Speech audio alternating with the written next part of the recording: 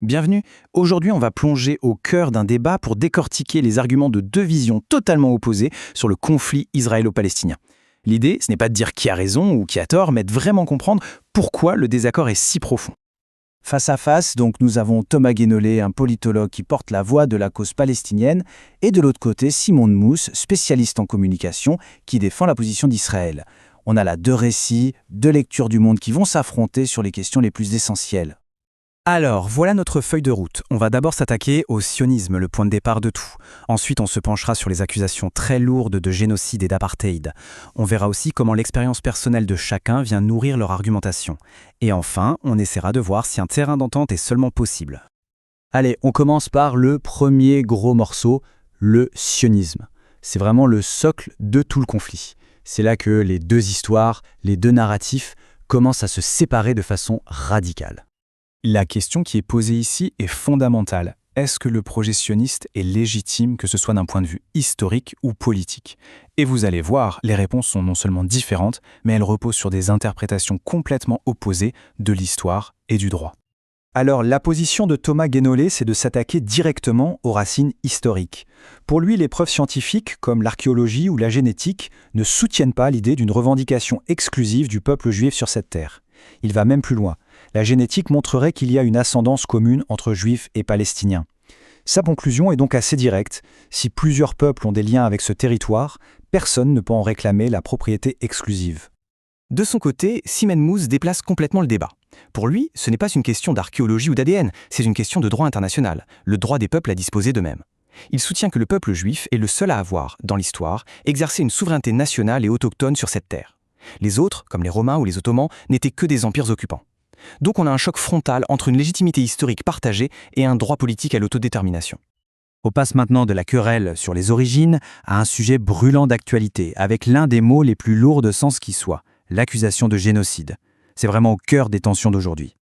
Bon, avant toute chose, il faut être très clair sur la définition, parce que selon le droit international, un génocide ce n'est pas juste un massacre de masse. L'élément absolument crucial, c'est l'intention spécifique de détruire un groupe. C'est sur ce mot « intention » que tout le débat va se jouer. Thomas Guénolé, lui, il déroule son argument de manière très structurée. Il prend les 5 critères juridiques qui définissent un génocide et pour chacun, il avance des faits et des chiffres. Il s'appuie sur des sources comme l'ONU ou même des données de l'armée israélienne pour affirmer que de son point de vue, toutes les cases sont cochées. Et là, on assiste à ce qu'on pourrait appeler une véritable bataille d'experts. Guénolé cite l'Association internationale des spécialistes du génocide ou une commission de l'ONU. En face, Simon Mousse rétorque que, légalement, seuls les tribunaux internationaux comme la Cour internationale de justice peuvent trancher. Il met aussi en avant d'autres organisations comme Yad Vashem, qui, elles, n'utilisent pas ce terme. Et voilà le cœur de l'argument de Mousse, un argument purement juridique. Il s'appuie sur la jurisprudence de la plus haute cour de l'ONU, qui dit que pour prouver l'intention génocidaire, il faut que ce soit la seule déduction raisonnable possible. En d'autres termes, si on peut imaginer une autre intention, même une intention terrible comme vouloir gagner une guerre à tout prix, alors, juridiquement parlant, ce n'est pas un génocide. Le seuil de preuve est extrêmement élevé. Après le génocide, on aborde une autre accusation tout aussi sérieuse, celle d'apartheid. Ici, le débat se déplace sur la nature du système politique et juridique israélien. Est-ce qu'on peut le comparer au régime qu'a connu l'Afrique du Sud? Et encore une fois, tout part de la définition. Le crime d'apartheid, c'est un système institutionnel basé sur la domination d'un groupe racial sur un autre. Toute la question va donc être de savoir si les distinctions faites en Israël et dans les territoires palestiniens sont basées sur la race ou sur autre chose, comme la citoyenneté par exemple. Pour illustrer sa thèse, Guénolé utilise une image très parlante, la pyramide des droits. Il décrit un système à plusieurs étages. Tout en haut, les citoyens juifs israéliens avec tous les droits. Juste en dessous, les citoyens arabes d'Israël, qui ont moins de droits selon lui.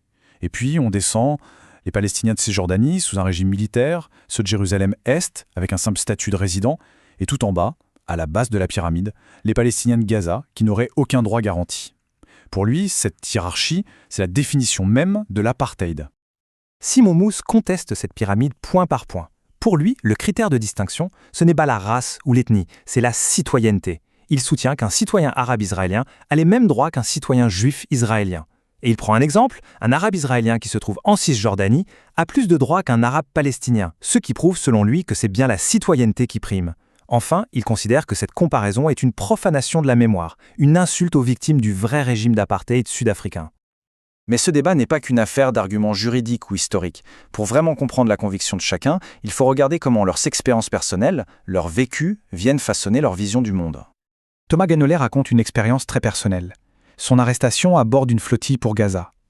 Mais ce qui l'a le plus choqué, ce n'est pas tant l'arrestation elle-même que ce qu'il appelle le déni de trauma après coup, la négation de ce qu'il a vécu. Et pour lui, c'est exactement ce que subissent les Palestiniens en permanence, la négation de leur propre souffrance. Et en face, Simon Mousse partage une anecdote tout aussi personnelle, mais qui mène à une conclusion radicalement opposée. Blessé dans un attentat à Haïfa, il se retrouve à l'hôpital, soigné par un médecin arabe, à côté d'un autre patient arabe. Pour lui, cette scène de coexistence, c'est la vraie réalité d'Israël. Et face à cette réalité-là, toutes les accusations qu'il entend à l'international lui paraissent être de purs mensonges, une distorsion complète de ce qu'il vit. Alors, que retenir de cet affrontement ? Après avoir exploré ces points de rupture, on se rend compte que le désaccord ne porte pas sur des détails. Il touche aux fondations même de la réalité que chacun perçoit. Pour résumer, on a vraiment deux visions du monde qui semblent irréconciliables.